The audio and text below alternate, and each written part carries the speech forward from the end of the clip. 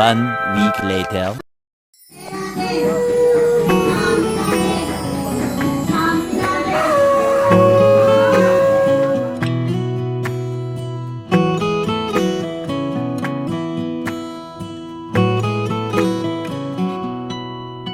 तुम प्रेम हो, तुम प्रीत हो, मेरी बांसुरी का गीत हो। तुम प्रेम हो, तुम प्रीत हो, मनमीत हो राधे, मेरी मनमीत हो। तुम प्रेम हो, तुम प्रीत हो, मनमीत हो राधे, मेरी मनमीत हो। तुम प्रेम हो, तुम प्रीत हो, मेरी बांसुरी का गीत हो।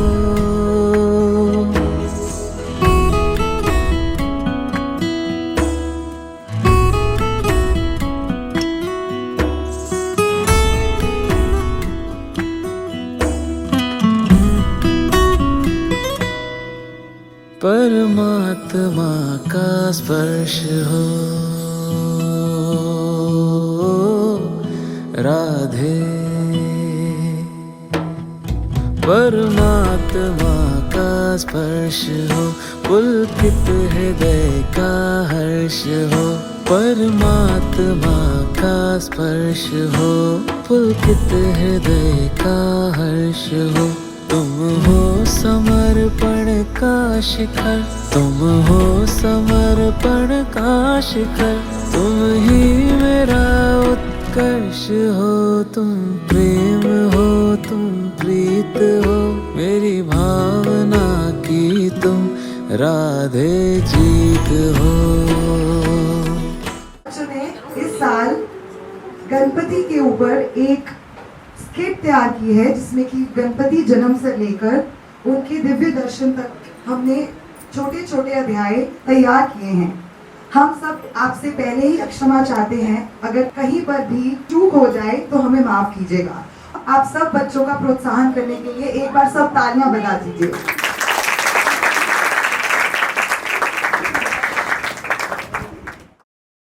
पार्वती जी कैलाश पर्वत पर अकेली थी। जब वो स्नान के लिए जा रही थीं, तभी उन्हें एक विचार आया।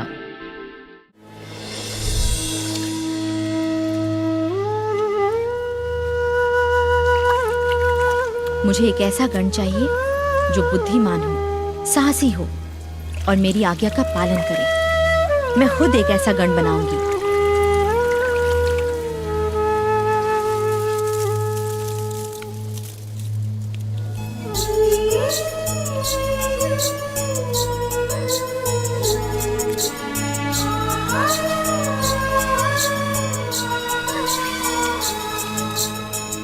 अद्भुत संकल्प ये मन में, माँ गौरी जुट गई जतन में।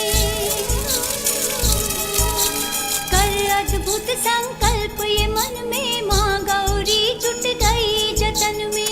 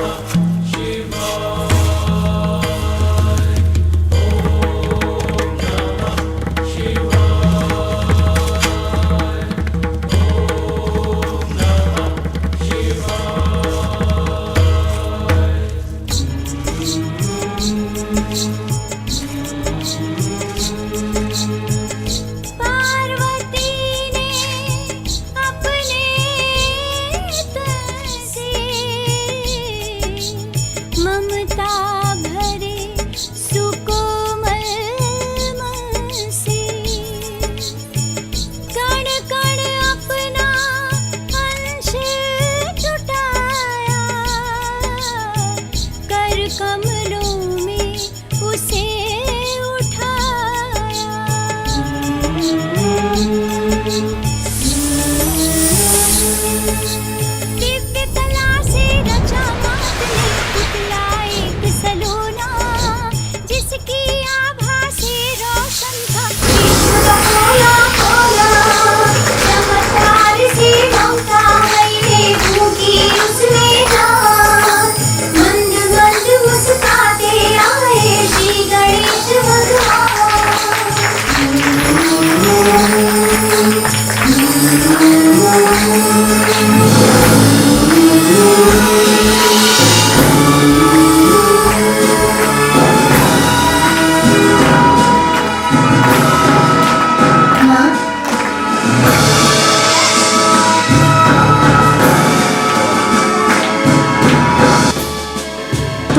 पुत्र गणेश हो।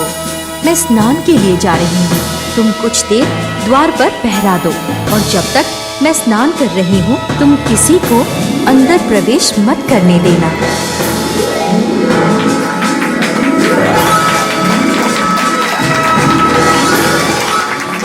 गणेश स्नान गृह के द्वार पर एक भाले के साथ पहरा देने लगे। कुछ समय बाद जब शिवजी राक्षसों का संहार कर लौटे, गणेश को इस तरह अपना विरोध करते देख शिवजी क्रोधित हो गए। शिवजी ने त्रिशूल से गणेश पर वार किया। गणेश ने भी अपना भाला उठाया और दोनों के मध्य युद्ध आरंभ हो गया। त्रिशूल के वार से गणेश का सिर धड़ से अलग हो गया और आकाश मार्ग से होता हुआ मंगल लोक में जा गिरा। गणेश की विलाप भरी आवाज सुनकर पार्वती जी स्नान गृह से बाहर आई। पुत्र गणेश,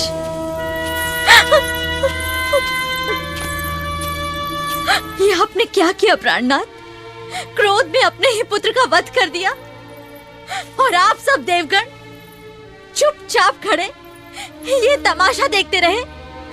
किसी को इस नादान बालक पर दया नहीं आई। शांत हो गया आपका क्रोध इस नन्हे से बालक के प्राण लेकर। नहीं हुआ तो मेरे भी प्राण ले लीजिए। मुझे अपना पुत्र वापस चाहिए, जीवित। आपको इसे प्राण दान देना होगा, अन्यथा मैं भी यहीं प्राण त्याग दूंगी। ये संभव नहीं है। मेरे शस्त्र के प्रहार से जो सर धड़ से अलग हो गया वो फिर से जोड़ा नहीं जा सकता। तब तो एक ही उपाय है, किसी और बालक का मस्तक जो आपके शस्त्र से ना काटा गया हो, बालक गणेश के धड़ से जोड़ा जा सकता है। जाओ, किसी ऐसे बालक का सर लेकर आओ जिसका चेहरा उत्तर दिशा में हो और जिसकी माँ अपने पुत्र की तरफ पीठ करके सो रही हो। जो आज्ञा प्रभु। देर मत करो, अगर समय निकल गया तो ये कभी जीवित नहीं हो पाएगा। जो आज्ञा। चलो।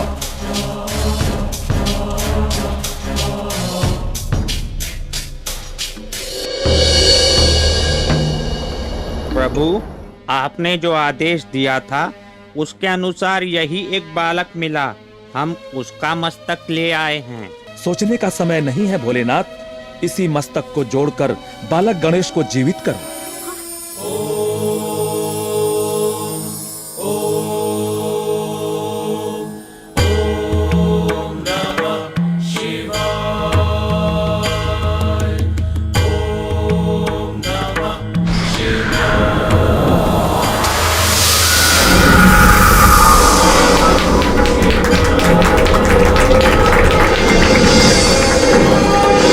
लो देवी, ये जीवित हो गया।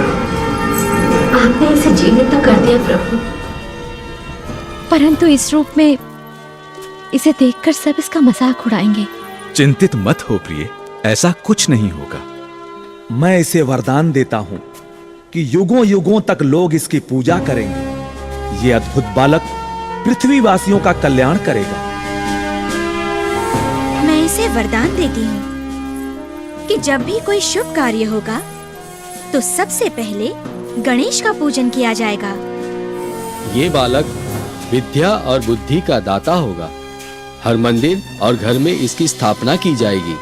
लोग इसे हमेशा लड्डुओं का भोग लगाएंगे।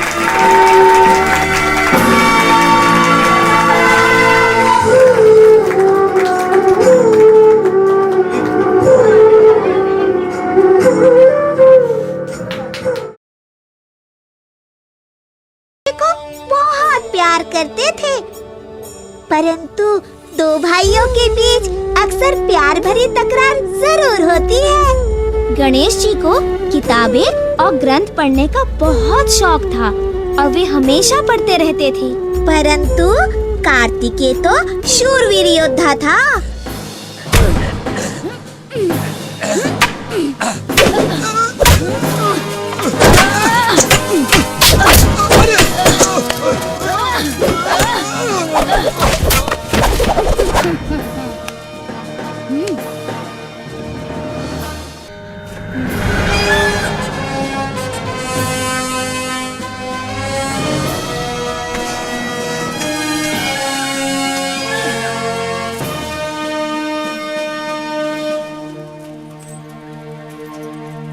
चलिए, झरने पर हमें स्नान करने चलना है। तुम ही जाओ कार्तिक, आज भोजन की मात्रा थोड़ी अधिक हो गई है। बहुत अधिक खाकर आप बड़े आलसी हो गए हैं।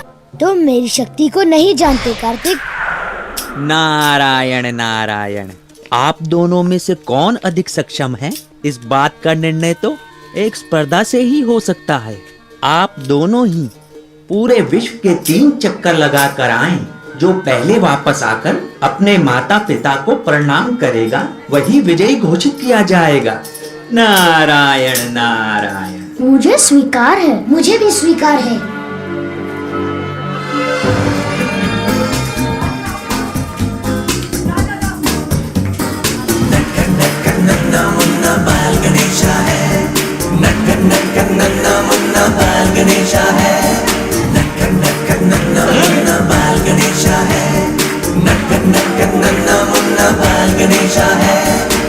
लीजिए, विश्व के 3 चक्कर पूरे हो गए मुनिवर। कैसे? मेरे माता पिता में पूरा विश्व समाया हुआ है। उनका चक्कर लगा लिया तो हो गया पूरा विश्व का चक्कर। भैया, आप गए नहीं, सचमुच आलसी हो गए आप। इन्होंने आपसे पहले ही विश्व के 3 चक्कर पूरे कर लिए हैं और ये विजयी घोषित भी हो चुके हैं। नारायण नारायण। गणागणादि गणासेवितं गणागणादि गणासेवितं गणागणादि गणासेवितं गणागणा।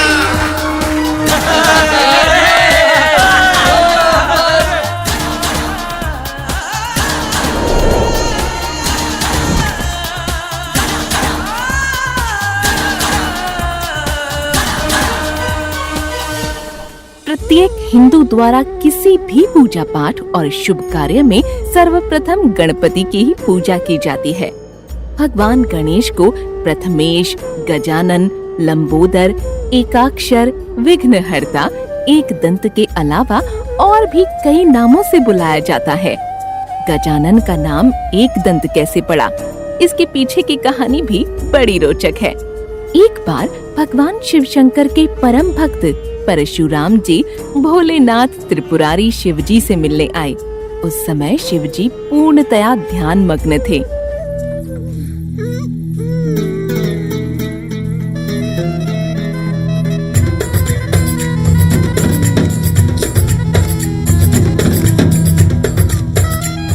अलख निरंजन, अलख निरंजन।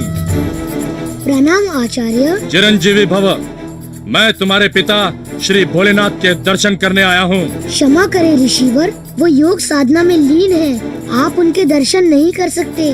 मैं इतनी दूर से एक बहुत आवश्यक कार्यवश आया हूँ। उनके दर्शन करना अति आवश्यक है। उनकी साधना भंग हो तो वो बहुत क्रोधित हो जाते हैं। आप फिर कभी पधारिए। तुम अतिथि का अपमान कर रहे हो बालक। मैं भोलेनाथ के दर्शन अवश्य करूँगा। ये असंभव है मुनिवर। रे नादान बालक, तू परशुराम के क्रोध से परिचित नहीं है। मैं धमकियों से नहीं डरता मुनिवर। उचित यही होगा कि आप प्रस्थान करें। घोर अपमान। आज तक देवताओं में भी इतना साहस नहीं हुआ जो मेरा मार्ग रोके। आपके अहंकार का सामना करने का साहस है मुझ में। आगे मत बढ़िए। बहुत साहसी है ना तू बालक। अब मेरा प्रहार सहन कर।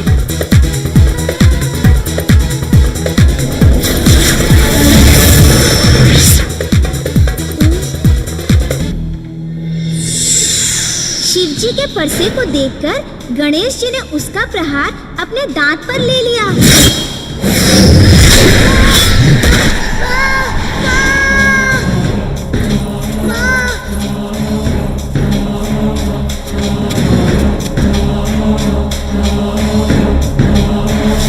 गणेश,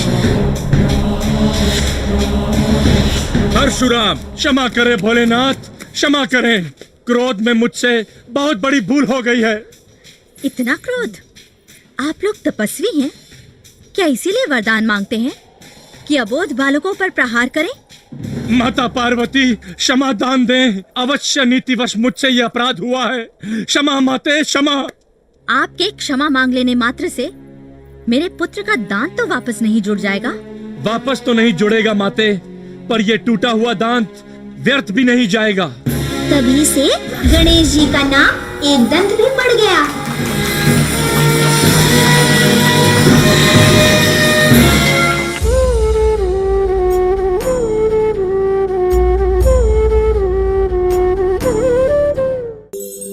एक दिन विष्णु भगवान और लक्ष्मी जी पृथ्वी की सैर कर रहे थे।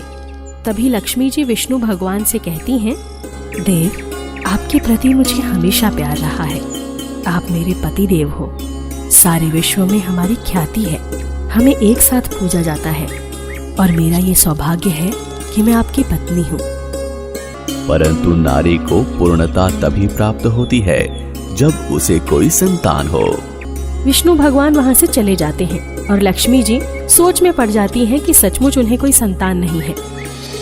देवी लक्ष्मी चिंतित होकर माता पार्वती के पास जाती हैं और उनसे कहती हैं, माता पार्वती, आपकी तो 2 संतानें हैं, बाल गणेश और कार्तिक। इसका मतलब आप पूर्ण नारी हैं। आपको पूर्णता प्राप्त हो गई है। सच कहा लक्ष्मी देवी, किंतु आज आप ये सवाल क्यों कर रही हैं? आप इतना चिंतित क्यों दिख रही हैं? भगवान विष्णु ने मुझे स्वयं कहा है कि किसी भी नारी को पूर्णत्व तब तक प्राप्त नहीं होता जब तक उसकी कोई संतान नहीं होती, और मेरी कोई संतान नहीं है। इसका मतलब मुझे कभी पूर्णत्व प्राप्त नहीं होगा। इसलिए मैं आपके पास मदद मांगने आई हूँ। देवी, चिंतित न हो, कोई बात नहीं। आप बाल गणेश को अपना पुत्र कह सकती हैं। आज से बाल गणेश आपका और मेरा दोनों का पुत्र है। इससे आपको मातृत्व प्राप्त हो जाएगा और आपको पूर्ण नारी का सम्मान मिलेगा। बाल गणेश, माता को प्रणाम करो, ये तुम्हारी माता है। प्रणाम माता जी। मुझे पता है आप कभी भी एक जगह पर स्थिर रहकर नहीं रहती। आप गणेश का ख्याल नहीं रख पाएंगी, किंतु आपकी ममता देखकर, पुत्र के प्रति आपका प्यार देखकर मैंने गणेश को आपको सौंप दिया। मैं इसकी ममता में कभी कोई कमी नहीं आने दूंगी। आज के बाद गणेश का स्थान मेरी बाईं ओर रहेगा। गणेश हमेशा मेरे साथ रहेंगे। जब जब मेरी पूजा होगी तब तक गणेश की भी पूजा होगी। और क्योंकि गणेश बुद्धि के दाता है, जब मैं किसी से प्रसन्न होती हूँ तब संपत्ति का कैसे उपयोग करें उसकी बुद्धि गणेश को ही देनी है। गणेश को आपने बहुत उचित स्थान दिया है। मैं आपसे प्रसन्न हूँ। माता लक्ष्मी, आप मेरी माता हैं। आपका जो आदेश रहेगा उसका पालन करना मेरा कर्तव्य है। माता पार्वती बाल गणेश को आशीष देकर लक्ष्मी जी के साथ भेज देती है। तब से आज तक दीपावली के शुभ अवसर पर हमेशा लक्ष्मी जी के साथ में विष्णु जी की नहीं बल्कि गणेश जी की पूजा होती है। गणेश लक्ष्मी जी की बाईं ओर बैठते हैं और दोनों का पूजन साथ में करने से वो पूजा सफल होती है और लक्ष्मी जी प्रसन्न होती हैं।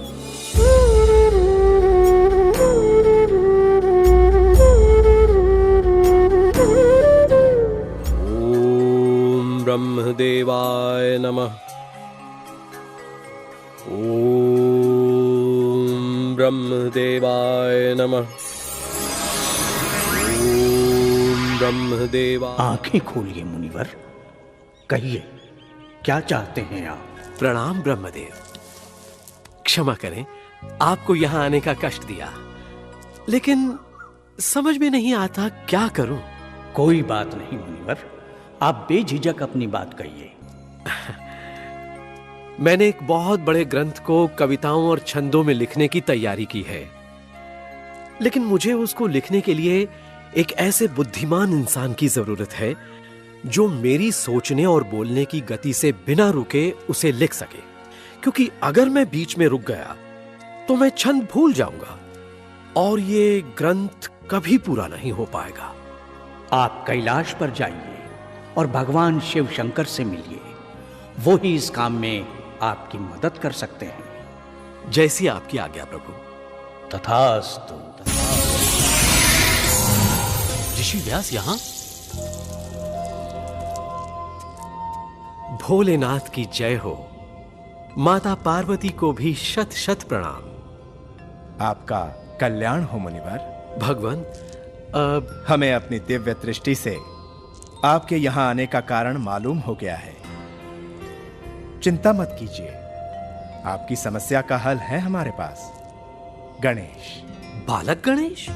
हाँ मुनिवर, हमारा बाल गणेश।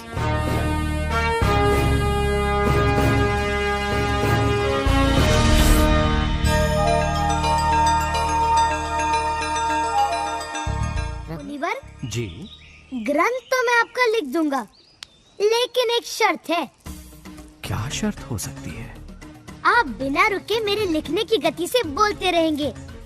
अच्छा। अगर आप जरा सांस लेने के लिए भी रुके तो मैं लिखना बंद कर दूंगा। ठीक है गौरी नंदन, लेकिन मेरी भी एक शर्त है।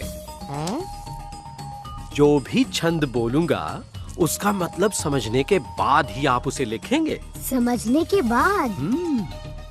इसी बहाने जब मैं थक जाऊंगा तो मैं गणेश जी को कोई मुश्किल छंद दे दूंगा, जिसका मतलब समझने के लिए उनको थोड़ा सोचना पड़ेगा, और तब मैं सांस लेकर आराम कर लूंगा।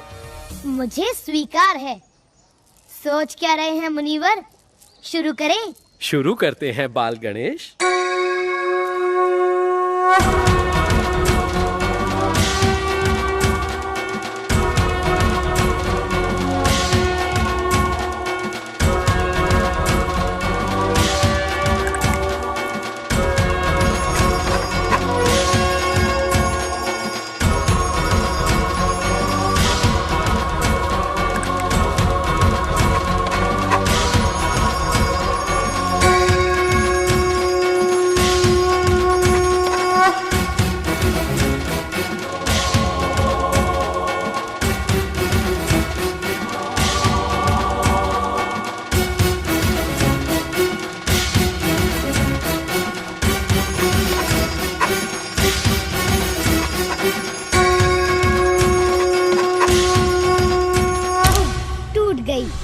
इस तरह तो ग्रंथ पूरा ही नहीं होगा।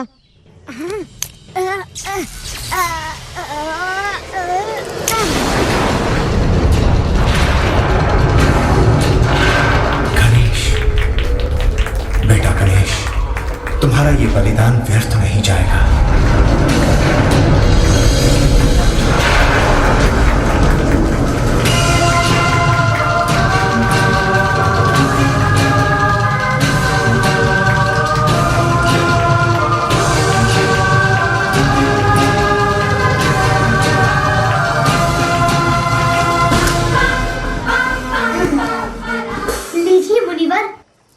ग्रंथ पूरा हो गया। गणेश जी, ये ग्रंथ आपकी बुद्धिमानी, लगन और त्याग से ही पूरा हो पाया है। आपके सिवा पूरे विश्व में ऐसा और कोई नहीं जो इसे पूरा कर पाता। धन्यवाद गणेश जी, आपको कोटि कोटि प्रणाम। भगवान गणेश का सिर हाथी का था। युद्ध में उनका एक दांत भी टूट गया था, इसलिए उन्हें एक दंत भी कहा जाता है। इन दो कारणों से कोई भी देवकन्या उनसे विवाह के लिए तैयार नहीं थी। इस बात से गणेश जी अमूमन नाराज ही रहा करते थे, और जब भी गणेश जी किसी अन्य देवता के विवाह में जाते तो उनके मन को बहुत ठेस पहुंचती। तो उन्होंने अन्य देवताओं के विवाह में बाधाएं डालना शुरू कर दिया। सारे देवता परेशान हो गए। सभी देवता ब्रह्मा जी के पास गए। देवताओं के समाधान के लिए उन्होंने अपने योग से दो कन्याएं रिद्धि और सिद्धि को प्रकट किया। जब भी गणेश जी के पास किसी के विवाह की सूचना आती तो रिद्धि और सिद्धि भगवान गणेश का ध्यान भटकाने के लिए कोई ना कोई प्रसंग छेड़ देती। ऐसा करने से हर विवाह बिना किसी बाधा के पूर्ण हो जाता। ब्रह्मा जी ने कहा, आपने स्वयं इन्हें शिक्षा दी है, मुझे इनके लिए इस योग्य कोई वर नहीं मिल रहा, कृपया आप इनसे विवाह कर लें। इस प्रकार गणेश जी का विवाह बड़ी धूमधाम से रिद्धि और सिद्धि के साथ हुआ। इसके बाद इन्हें दो पुत्रों की प्राप्ति हुई, जिनका नाम शुभ और लाभ था। ओम गणपतये नमो नमः, श्री सिद्धि विनायक नमो नमः, अष्ट विनायक नमो नमः, गणपति बप्पा मोरया, मंगल मूर्ति मोरया। ओम गणपतये नमो नमः। श्री सिद्धि विनायक नमो नमः। अष्ट विनायक नमो नमः। गणपति बप्पा मोरया। मंगल मूर्ति मोरया। ओम गणपतये नमो नमः। श्री सिद्धि विनायक नमो नमः। अष्ट विनायक नमो नमः। गणपति बप्पा मोरया। मंगल मूर्ति मोरया। ओम गणपतये नमो नमः। श्री सिद्धि विनायक नमो नमः। अष्ट विनायक नमो नमः। गणपति बप्पा मोरया। मंगल मूर्ति मोरया। ओम गणपतये नमो नमः। श्री सिद्धि विनायक नमो नमः। अष्ट विनायक नमो नमः। गणपति बप्पा मोरया। मंगल मूर्ति मोरया।